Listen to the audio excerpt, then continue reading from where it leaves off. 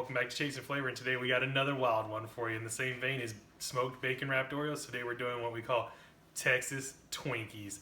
It's gonna be amazing.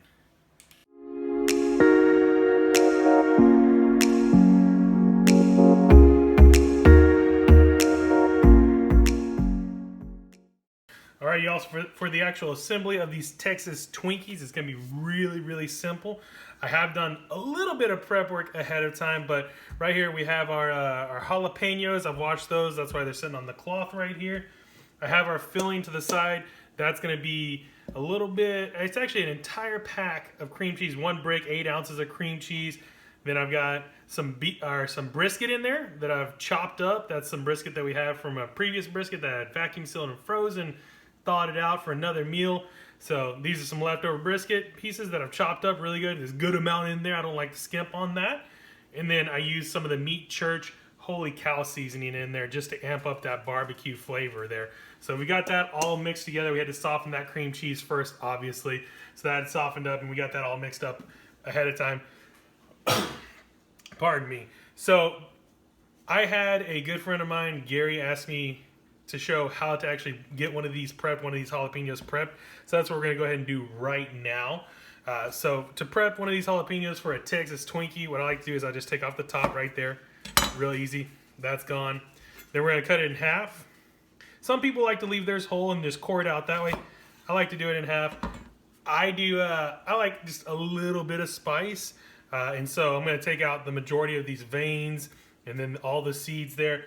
Heather, the fiance, does not like any spice at all. So I've got my trash bowl, real simple. Just take a spoon and then you're just gonna, I like to start at the top and just cut right in there. Get in right behind that center vein and just run down alongside of it. And then it just comes right out. So that's the majority. So I could leave that as is and that would give me a little bit of spice because we got a little bit of that vein right there. Again, Heather, no spice for her. So we're going to take out almost all that vein. So just scrape it really well, scrape it down. You see I'm wearing the gloves here. That's protecting my hands from getting all this capsaicin on there. Because no matter how much you wash your hands and how well you wash your hands, you're still going to have a little bit on there. There's going to be a little bit of heat. And if you touch any sensitive parts of your body, nose, your eyes, that kind of thing, that's just going to ruin your day. I know because I've done that before with taking my contacts out after making some of these stuffed jalapenos in the past. And that was not a great day. And I mean, I washed my hands very thoroughly with dish soap right afterwards, after I finished with them. And it was multiple hours later that I was in that much pain. So you see, we got them nice and clean right there. 2 sides right there. We're going to do that with all these guys. I'll show you one more right here. So put this just to the side for now. So again, take the top right off. Get that out of there. That's trash. Split it in half. This one's absolutely chock full right there. So we're gonna go ahead and again, just take it all out. We don't want any of that spice. We like it mild around here when it comes to our stuffed jalapenos. You know, the salsa, we like a little bit medium, that kind of thing. But Heather's not a big spice fan and I'm kind of like a medium spice fan. So got that out there real clean again.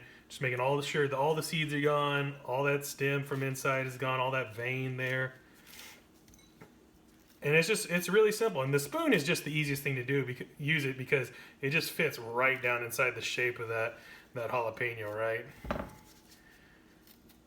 Perfect.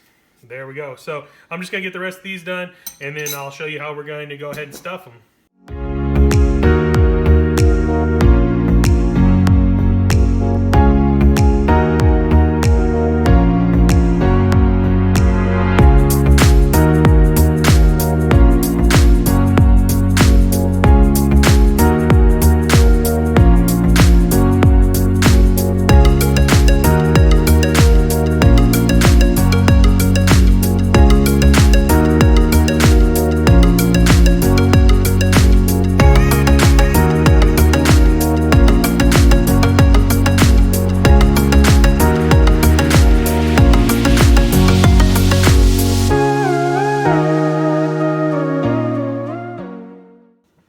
So those are all done now. I'm just going to make sure I've got all the seeds and stem off the board here because, again, we're trying to eliminate the majority of that heat there that comes along with that. So Make sure I've got all the seeds off my gloves here.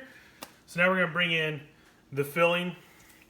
There's a couple ways to do this. Obvious way would be use a spoon right here. I like that, it works. I actually like to use this, I guess this is like a cupcake or a pastry spatula here. It just seems like it works and it fills it a little bit better for me. This is just a tool that I happen to have because Heather loves to bake. And so this is always on hand. So I like to just get in there, get a little bit of that filling. And then this is a little bit thinner guy, a little bit thinner boat. We're gonna put that a little bit less than what I have right there in there. But again, we're gonna fill these up, make the boat fill to the top there, a little bit over it. And that's it. Doesn't have to be pretty, right? Because we're gonna be wrapping this in bacon here in just a few. So I'll do a couple more again. This is a little bit thicker, deeper boat. This one's gonna hold a little bit more of that filling. So just slide it right in there. There you go. All right, so let's get these boats filled up, and then we'll bring in the second star of the show, right? Which is going to be that bacon that we're going to be wrapping this in. We got to hold all this beautiful flavor in somehow, right? So with some bacon. So I'll go ahead and get these filled, and then we'll be right back with the bacon.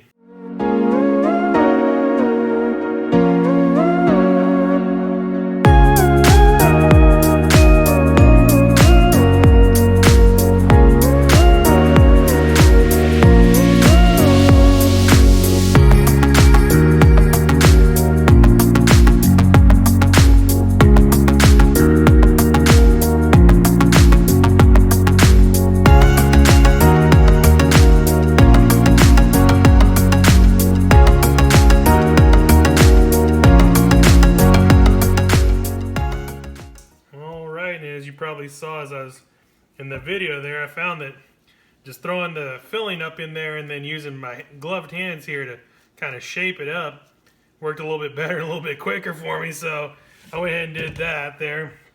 All right, let's get these up out of the way. So now we got a little bit of filling left over. That's good on crackers, you know, like my favorite Ritz crackers, put that on there. But what we got here, some deliciousness, right? But we're gonna take it up to the next level, right? So we got the bacon here, not thick cut. You just want your normal, what I now call thin cut bacon, right? Normal bacon, just normal stuff there, because we want it to crisp up in the smoker. If you have thick cut bacon, it's gonna take forever to do that. So probably what I'm guessing is each one of these will take about a half a slice of bacon. So I'll just take that, we'll cut the bacon in half. You know, a little trick I learned from Matt Pittman of Meat Church is you take that bacon and once you cut it in half, you kind of like pull it and stretch it a little bit. And that way it kind of just should fit around these. So let's go ahead and do one and let's see. So we're going to take a little bit. I'm covering the end right here that's open. I'm going to cover it just with a little bit of that bacon there to kind of protect it and hold that filling in. And so there we go. Yep. Half a slice, stretch just a little bit. Perfect, right there. All right, so we're gonna do that with all these guys, and then we're gonna get them on the smoker. So now the smoker, don't want to go too low because I don't want it to just sit there and melt the interior, but I don't want to go too high because I want everything to just kind of melt together. You know, it's that perfect balance that we're looking for, right? So what I'm gonna start is I'm gonna start at about 250 degrees on the smoker there. And I've got my Pit Boss going at that 250 out there. It's got the competition blend in it. You know, I got some new pellets recently, and I just hadn't had a chance to put them in, which are the whiskey barrel pellets. Definitely excited to try those. Got to figure out where that's going to kind of fit that flavor profile. But I'm definitely excited to give that a go. But for today, we're going to use the competition blend. It's a great blend. It works on basically everything I've tried it on so far. So that's why I like that one so much. All right, so let's get these wrapped up and then we'll get those out on the smoker. All right, and as we finish up this last one, we're just about ready for the smoker. I did forget one of the most important things, and I just don't know how I could forget that, but after we get these bad boys wrapped, all right, that one looks good. After we get them wrapped, there's something very important we gotta do. Let's take out this glove so it can be nice and clean. We gotta season them again. We gotta get some more seasoning on there. So right now we're gonna be using the Holy Gospel from Meat Church. I love this stuff. It's one of my favorite all-purpose seasonings. So we're just gonna go with a good amount of seasoning there. Just shake it off all on there. There we go.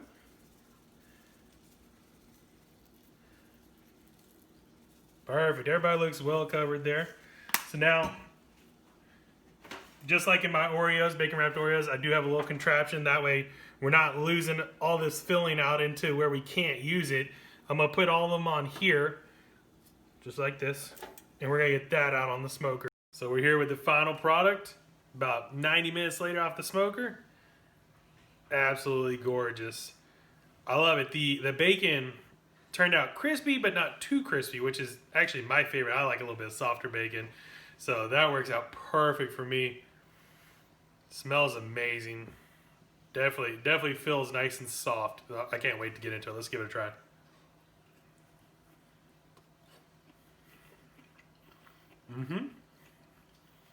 Oh yeah.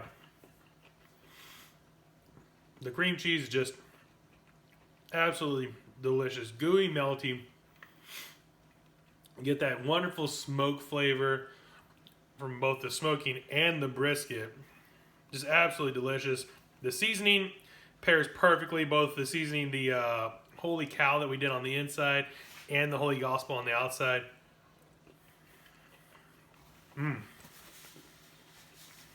Oh yeah. Texas Twinkies are just a great use of your leftover brisket, and I definitely recommend them. So easy, so delicious, a great side dish, great snack, however you want it. Definitely give this recipe a try.